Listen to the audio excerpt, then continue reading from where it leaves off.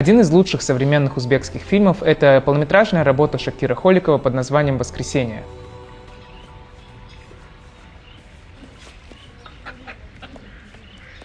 Картина начала свой путь с Шанхайского кинофестиваля, после чего проехалась по главным мировым смотрам, собрав восторженные отзывы критиков и зрителей, в том числе и известных кинорежиссеров, включая База Лурмана, которого вы можете знать по такому фильму, как «Великий Гэтсби». «Воскресенье» — это трогательная картина о пожилой паре, которая живет в отдаленном доме. В течение фильма мы наблюдаем за 7 днями из их жизни и видим, с какими проблемами они сталкиваются, налаживая свой быт. Фильм Шакира Холикова — это невероятная история взаимоотношений, которую по своему содержанию можно сравнить с «Любовью» Михаила Ханеке. Но вместе с этим узбекский режиссер умудряется добавить туда такую важную тему, как взаимоотношения между двумя разными поколениями.